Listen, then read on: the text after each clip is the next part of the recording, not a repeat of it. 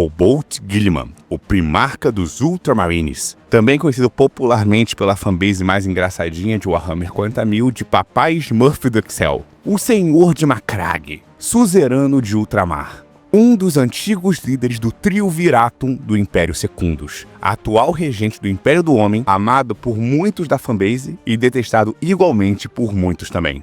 Lembrando que este vídeo terá uma pegada podcast, porque aí dá pra fazer um vídeo mais longo, mais comprido e com mais conteúdo, que vocês sabem, eu sou um humilde professor de história. E eu amo contar as histórias do universo de Warhammer 40.000. É o meu hobby, e de outros universos também. Então, se você gosta do trabalho do canal, sabe que a gente sempre se esforça em fazer a lore o mais didático e mais interessante e mais calcada na verdade, por favor, inscreva-se e tá vendo esse sininho aí? Finge que é um herege e atira nele, porque apenas 30% da galera que segue o canal tá com ele ativado. Ativa ele aí pra não perder as histórias maneiras de Warhammer 40.000 e outros universos. Valeu aos membros do canal, graças a vocês que tudo isso acontece. Vamos lá! O Imperador da Humanidade projetou 20 primarcas para serem os mais poderosos guerreiros da humanidade e governarem a grande cruzada em defesa do Império do Homem. Mas as maquinações dos poderes ruinosos do caos, cientes dos planos do Imperador, espalharam os primarcas pela galáxia. Como eles foram espalhados é propositalmente confuso. Os portadores da palavra, a Legião Alfa e vários outros dão histórias diferentes para confundir como realmente isso aconteceu. Não é claro de como o caos conseguiu. Alguns culpam a mãe biológica deles, Erda, que viu que como o imperador estava louco na sua megalomania, ela foi enganada pelos poderes ruinosos e acabou espalhando os filhos para evitar o triste destino que acontecia com eles por conta do pai. Outros acreditam que o caos, através de rituais poderosos, conseguiu fazer uma leve viagem interdimensional até aquele ponto usando o imaterial. E conseguiram abrir um portal dentro do laboratório do Imperador e espalhando os primarcas. Outros, inclusive Conrad Curse, certo momento sanguíneos, acreditaram que foi um plano do próprio Imperador para protegê-los de um possível ataque do caos. Mas devido a uma maquinação do caos no projeto, ele não conseguiu localizar para onde os seus filhos foram mandados. Fato é que os deuses do caos de alguma forma conseguiram afastá-los pouco antes da sua maturação, utilizando um poderoso vórtice da urdidura. E especula-se que eles conseguiram também alterar e corromper a genética dos bebês, causando para alguns deles maldições terríveis que os acompanhariam por toda a vida.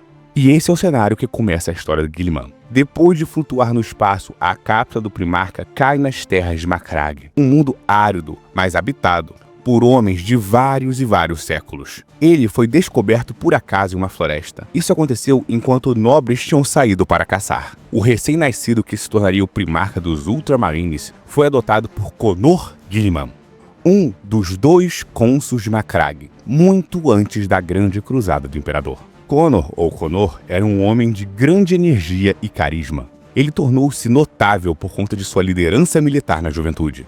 Ele ajudou a pacificar continentes inteiros de Macragge, em que pese ele fosse um membro da nobreza, ele defendia o homem, o povo comum. Ele via como Vulcan, como sanguíneos, o fardo na nobreza. O nobre tem o dever moral de proteger o fraco. Como eu já falei no meu vídeo sobre a nobreza de Warhammer 40.000, que tem aqui em cima, tem os nobres FDPs, e não quero dizer que são da Força de Defesa Planetária, e tem os nobres que realmente se esforçam em fazer o melhor. Como na vida real também, né? Comparar um nobre da Idade Média, que estava todo ferrado, nem a agricultura tinha direito, e que tinha que ir pra guerra, com um nobre da Idade Moderna que fica só lá no palácio dele dando festas, é complicado comparar mesmo. E é por conta disso que o pai do Guilliman era muito respeitado, e também odiado. Havia um conflito entre 2 grupos de nobres.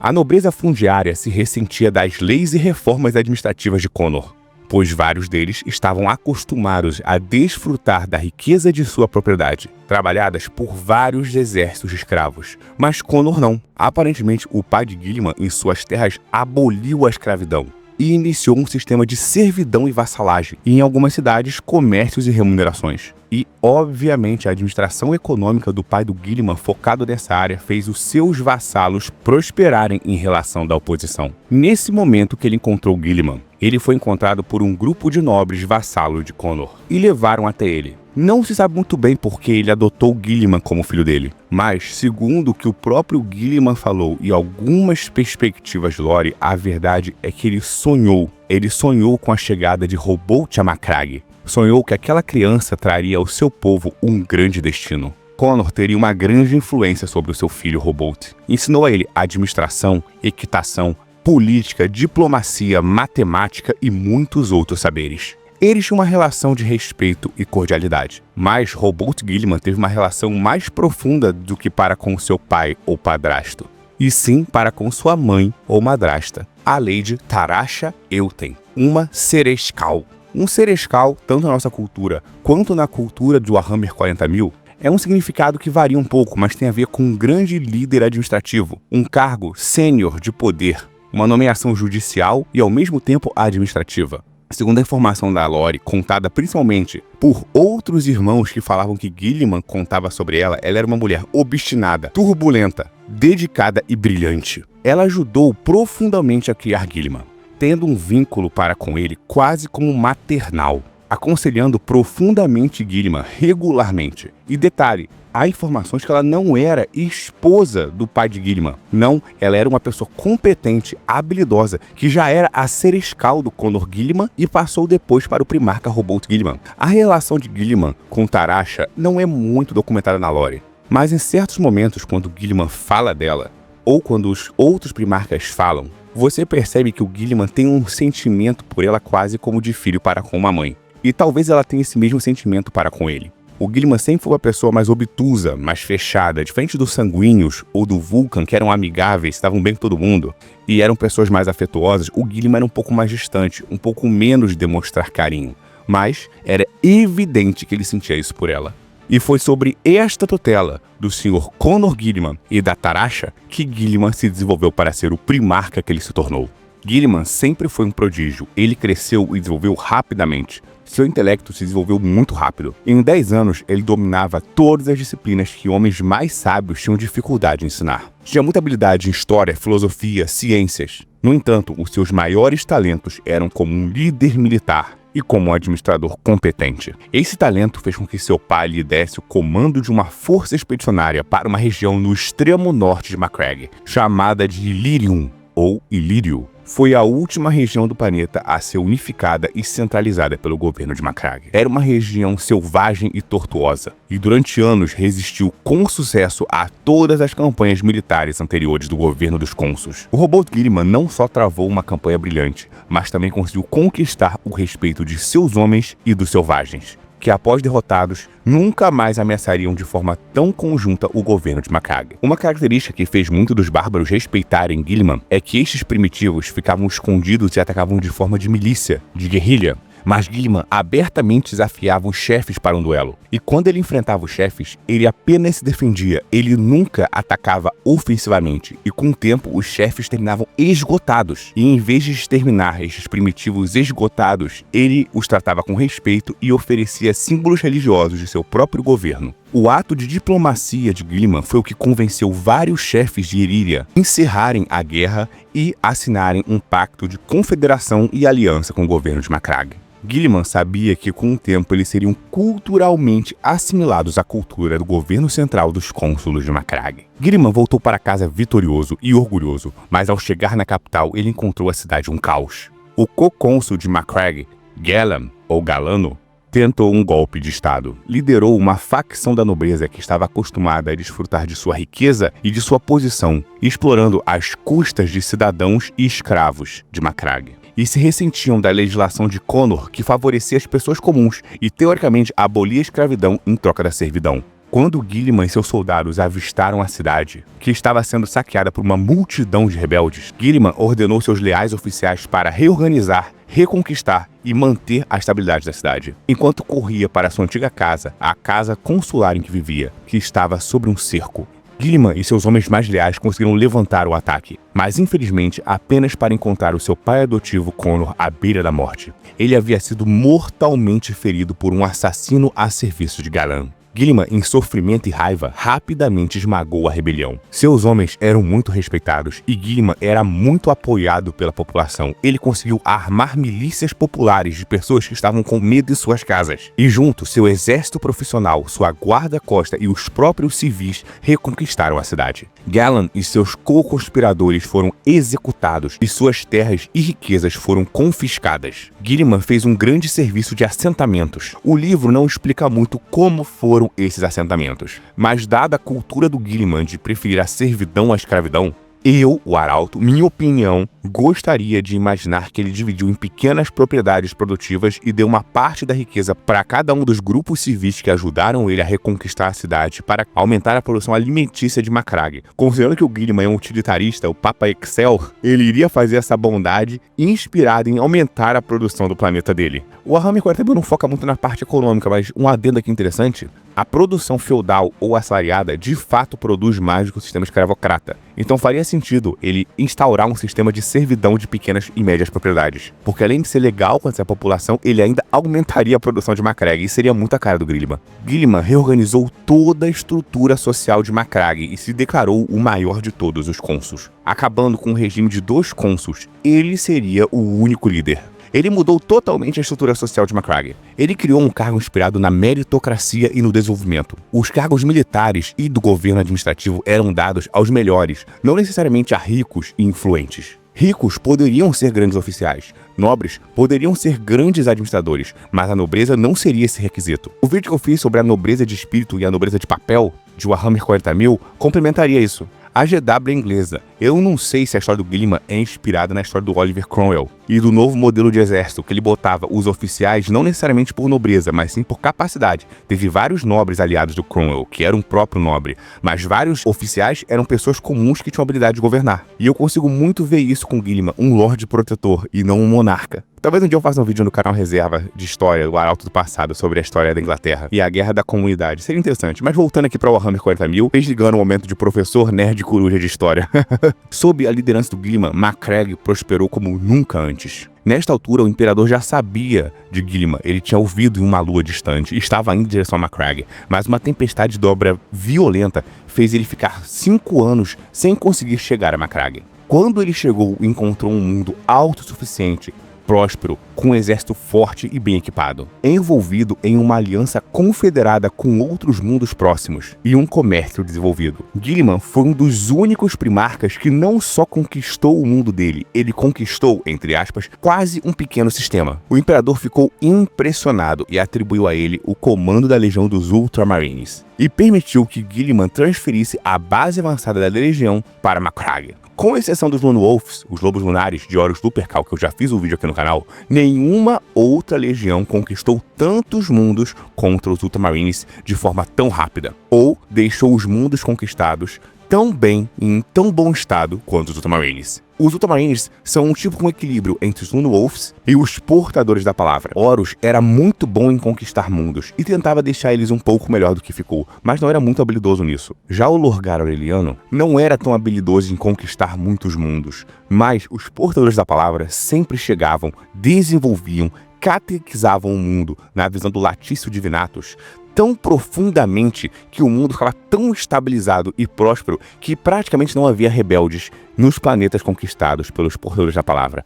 Quase não aconteciam rebeliões. Então, a capacidade do Gilliman era uma mistura do combate e da estratégia que o Horus Lupercal tinha com a competência de progredir o mundo que o Lorgar Aureliano tinha. Como Lorgar, toda vez que Gilliman conquistava um mundo e o libertava, ele não seguia em frente. Ele ficava o máximo para criar um sistema de defesa autossuficiente, deixando conselheiros capazes para trás, para criar uma indústria, uma agricultura, estabelecer rotas comerciais com o resto do Império. Formar um governo sólido era a primeira preocupação do Gilliman, e este governo tinha o objetivo de criar um bem-estar básico para o povo. Por que o Gilliman era mais rápido que o Lorgar? Porque o Gilliman só estruturava o sistema de governo com uma engrenagem bem feita, e pelo mérito organizava, ainda que a população de baixo não esteja necessariamente convertida ou em defesa do Império. Já o Lorgar convertia a população inteira, ou seja, no varejo, até a população inteira está conformada na visão do Latício Divinatus. Era muito mais lento, e quem não se convertia, ele queimava. Então por isso que os dois criavam governos estáveis, um pelo lado da fé, ou seja, a população inteira chegou numa conformidade, o outro pelo lado administrativo. O governo é honesto e pouco corrupto. Eu sei que isso é impossível de pensar no Brasil ou no 40º milênio hoje em dia, mas era o que o Guilliman tentava e geralmente conseguia fazer. Além disso, o sistema de recrutamento dos Ultramarines era extremamente eficiente, o que permitia que ele sempre tivesse novos recrutas eficientes, mantendo a sua legião uma das maiores, não a maior, uma das maiores da época da Grande Cruzada. Quando Horus foi nomeado o Mestre da Guerra, ou Armaster, pelo Imperador, a reação entre os filhos, entre os primarcas, foi mista. Alguns apoiaram a nomeação de Horus completamente, outros se opuseram de forma crítica, e outros aceitaram cinicamente. Por exemplo, Guilliman, Rogal Dorn e Jagatai Khan apoiaram a nomeação de uma forma fria e racional. Eles, de fato, objetivamente achavam que Horus era o mais digno entre eles, não por apego, sentimentos ou amizade, só pelo ponto de vista técnico, ainda que eles estivessem no futuro errados. E é por isso que Horus tinha relativa empatia com Guilliman e Dorn, pois os via como aqueles mais afastados das paixões terrenas. Sanguíneos e Mortarion, que apoiaram Horus por sua amizade, ou Lionel Johnson, que era terminantemente contra nomear Horus, ele acreditava de verdade que deveria ter sido Sanguíneos a ser escolhido, ou até mesmo ele, o próprio, Guilliman rapidamente concordou que Horus era o melhor homem. Em particular, o Guilliman tinha uma boa relação com 4 dos seus irmãos, mas Guilliman não era amigo de Horus. Guilliman tinha uma relação cordial e de respeito mútuo. Apenas 4 primarcas tinham a sua maior estima, que eram o Rogal Dorn, o Sanguíneos, o Lemarus e o Ferros Manos, cada um por um motivo. Dorn, porque Guilliman o via tão objetivo e prático como ele, e por isso o respeitava. Sanguíneos era sua empatia, seu coração, o único bom humano que Guilliman considerava. Guilliman considerava Sanguíneos o mais próximo de um verdadeiro humano, como ele deveria ser. Guilliman respeitava Lemarus pela sua capacidade de lutar. A habilidade de combate era o motivo principal de Guilliman respeitar o Russ. E Ferros era respeitado por ser teoricamente um bom administrador, um grande ferreiro e um cara utilitário capaz de produzir tecnologia como Guilliman. Guilliman se referia a esses 4, perdoe-me o inglês, como The Dauntless Few, ou em uma tradução para o português, os poucos que realmente são destemidos, ou os únicos destemidos. A cruzada foi avançando rapidamente, e nos momentos que parecia próxima do ápice, começou a heresia de Horus. Guilliman e os Ultramarines foram objetivamente enganados por Horus, que os enviou para um sistema extremamente distante, para conseguir conquistar mundos praticamente irrelevantes naquele momento. Quando a traição foi revelada, os Ultramarines estavam mal posicionados para poder reagir. Foi um dos grandes erros de Guilliman. Ao focar puramente na sua lógica racional e ver o lado materialista de Horus como um grande administrador e um grande guerreiro, ele se cegou para a heresia que estava sendo criada e acabou não estando pronto quando aconteceu. Durante os massacres de Itzvan III e Itzvan V, Guilliman, percebendo a informação, começou a tentar voltar para a Terra. Mas nesse exato momento começou a Cruzada Sombria, em que os portadores da palavra e os devoradores de mundos, governados pessoalmente por Lorgar e Angron, marcharam em direção a Macragge para criar uma Ruinstorm que impediria de Guilliman retornar para ajudar o Imperador. E apesar de conseguir evitar a queda de Macragge, a Ruinstorm foi criada, impedindo que Guilliman chegasse para dar reforço ao Império. Esta foi uma das baixas mais severas que a Legião dos Ultramarines já tinha recebido.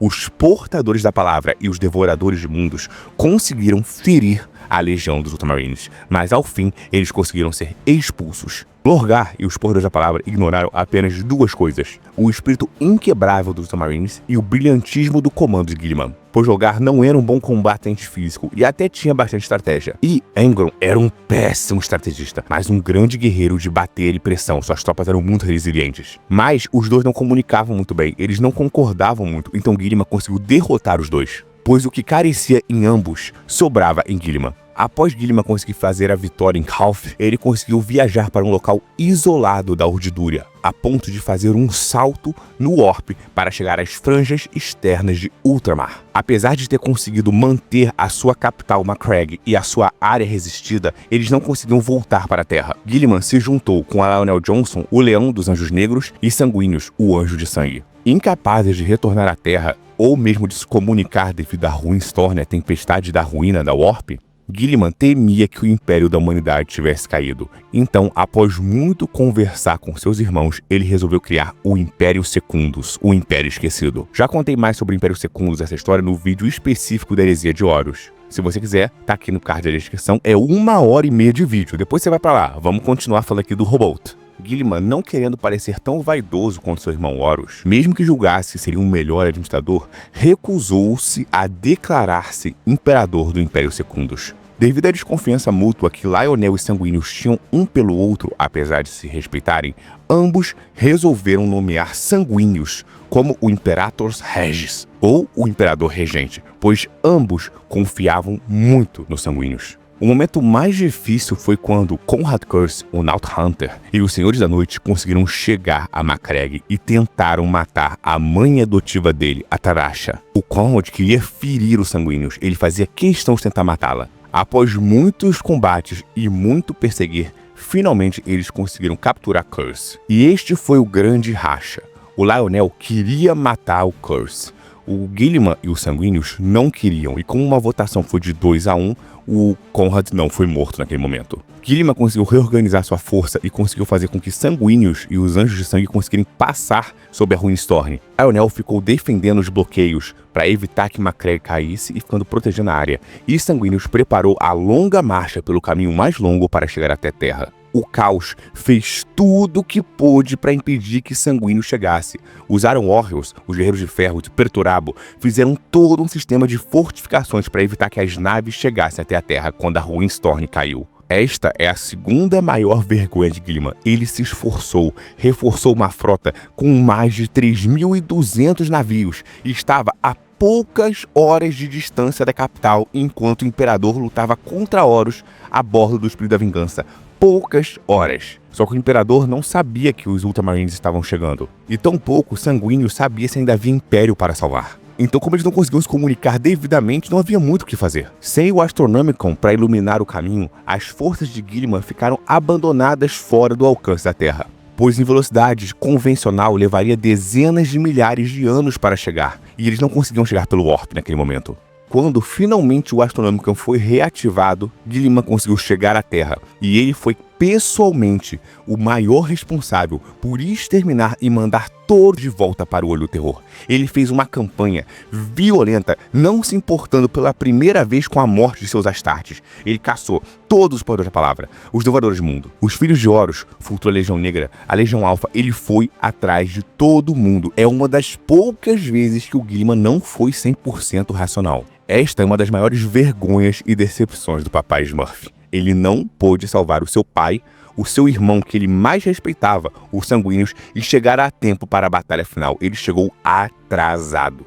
Mas chegou um tempo para a grande purga e perseguição dos hereges. Os Ultramarines foram deixados como a maior legião leal sem danos. Então Gilliman assumiu o título de Senhor Comandante do Império. Liderou a sua legião, a legião dos seus irmãos falecidos e os seus próprios irmãos ainda vivos para reconquistar tudo o que podiam do Império. A verdade é que os Anjos de Sangue estavam sem líder, estavam sem os Sanguíneos. Os Iron Hands perderam Ferros Manos, que ele faleceu para Fulgrim. 3 legiões estavam praticamente devastadas. Jagatai Khan estava muito ferido, então Gilliman teve que reorganizar praticamente tudo aquilo sozinho. Logo em seguida, quando ele conseguiu expulsar a maioria dos traidores de volta para o terror e exterminando a maioria das legiões no plano material do caos, ele teve que fazer um plano. Ele preparou o Codex Astartes. Eu já fiz um vídeo só sobre o Codex Astartes, e foi um dos grandes problemas, porque vários irmãos foram contra essa ideia, mas o Gilliman conseguiu convencer que era um jeito de evitar que uma grande rebelião em alta escala acontecesse novamente, porque eles estavam desorganizados, sem liderança, o Imperador estava preso no Trono Dourado, estavam todos falidos e ferrados. Gilliman dividiu todas as legiões, inclusive a deles, em capítulos. O capítulo principal, os Ultramarines, e vários outros capítulos rigorosamente segregados. 99%, quase 100% dos capítulos derivados dos Ultramarines seguem o Codex Astartes, mantendo um total de 1000 irmãos. Foi difícil convencer os outros, mas no fim, graças a Rogal Dorn, que no final das contas, apesar de discordar do Codex Astartes, resolveu concordar com Gilliman após muito ponderar, os irmãos aceitaram fracionar suas legiões. Guilherme e seus irmãos governaram diretamente o Império durante todo esse período, o início da Era do Renascimento. Mas a Era do Renascimento acaba quando cada um dos irmãos começa a desaparecer ou morrer por algum motivo. E no caso do Guilherme, ele ficou mortalmente ferido após uma batalha contra os Imperial Children. Fulgrim, que a esse tempo já era um príncipe demoníaco de Slaanesh, numa batalha conseguiu ferir o Guilherme, envenenando-o. E para evitar a morte do filho de Macragge, tiveram que botar Robolt Guilherme em êxtase, ou seja, em sono, para evitar que o veneno se espalhasse e o matasse. Isso durou 10.000 anos. Saindo do milênio 31, corta para o 41º milênio, onde só tem treta. Os eventos posteriores à queda de Cadia, que eu já falei num vídeo, fizeram com que Guilherme fosse renascido. Graças ao sacerdote Tech Priest, o Belisarius Cawl, a liderança de Santa Celestine e o auxílio de vários aliados Elders, sobretudo a namoradia do Guilherme que todo mundo fala, a Ivern, a filha das sombras, emissária da deusa Yenid dos Elders, a deusa que supostamente está prestes a despertar ou acabou de despertar, ponderou que havia necessidade de trazer Robolt Guilherme de volta, porque precisava de uma outra força para enfrentar o caos. Como eu já falei sobre os Elders no passado, no vídeo tudo sobre Elders, a Yenid, a divindade da morte Elder, tem o objetivo final de destruir Slaanesh. Então tudo que ela puder fazer para destruir Slaanesh e os Senhores do Caos, ela vai fazer. Não importa se ajudar os humanos para isso ou até os orcs. O objetivo da deusa sussurrante, a deusa dos mortos, Yenid, é destruir o caos, é vingar os seus irmãos deuses e os Elders da grande queda de eras atrás. Após despertar, Guilherme fez uma série de campanhas cruzadas e formas para tentar reorganizar e reconquistar território perdido do Império por esses 10.000 anos. A Cruzada Terrana, a Campanha de Ultramar, são alguns dos exemplos das guerras que aconteceram, movidas por Robolt Guilherme desde que ele retornou. Quando Guilherme retornou à Terra, ele chegou diante do Trono Dourado para ver o seu pai. Não se sabe exatamente o que aconteceu. Numa experiência surreal que o Guilherme não consegue se lembrar completamente, ele sente que agora um quase desumano imperador disse-lhe que ele era a última esperança de salvar a humanidade. Ele diz que sentiu uma pressão de um ataque muito forte e brutal em sua mente, com verdades sombrias sobre a galáxia, sobre sua história, a história da humanidade e talvez um futuro em que eles possam ser salvos. Guilherme se lembra de cair de joelhos, agonizando com as imagens da decadência e de um futuro para a humanidade. Mas ele não sabe exatamente o que aconteceu, porque de acordo com o capitão-general dos Custódios, Trajan Valoris, Guilherme não cedeu nem por um minuto. E além disso, a conversa não parece ter durado mais do que alguns minutos, mas Guilherme se lembra de ter caído de joelhos em agonia, ouvindo como se fossem dias, horas. Independente do que aconteceu de verdade, Guilherme emergiu com uma nova determinação. Ele reuniu os altos senhores da Terra e declarou que o Império seria reorganizado e rearmado sobre a sua liderança para enfrentar a ameaça iminente do caos. Ele se declarou novamente Senhor Comandante do Império e, posteriormente, Regente Imperial, a mão viva do Imperador da Humanidade. A maioria dos altos senhores da Terra aclamou Guilherme como governante supremo.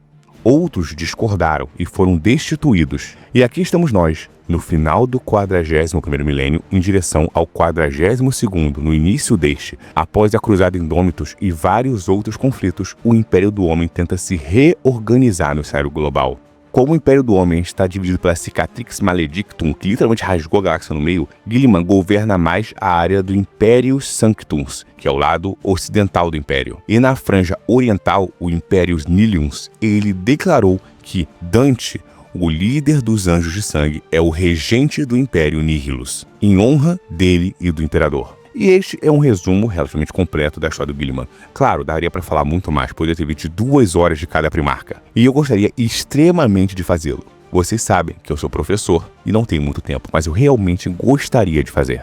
Então, quem sabe no futuro eu vou fazer esses vídeos resumos de cada um deles e quem sabe lá na frente eu posso fazer uns vídeos completos, enormes, de 3 horas, falando de cada detalhe de Warhammer 40.000. Podemos sonhar, não é? Se você gostou desse vídeo e gosta do trabalho do canal, por favor, inscreva-se, comente, curta e vire membro. Muito obrigado a todos os membros do canal. Graças a vocês que o nosso trabalho continua sendo feito. E obrigado a galera que está curtindo também o canal Reserva, o Arauto do Outro Multiverso, de Strange Crusade, e o canal de História, Arauto do Passado. Este humilde professor agradece de poder falar dos meus hobbies. Um deles é o meu trabalho, mas também é um hobby, eu amo História, o Warhammer 40.000 e Strange Crusade também. Obrigado, até a próxima. Aqui é o Arauto e lembre-se, o Imperador protege, mas não vou ter carregado ajuda.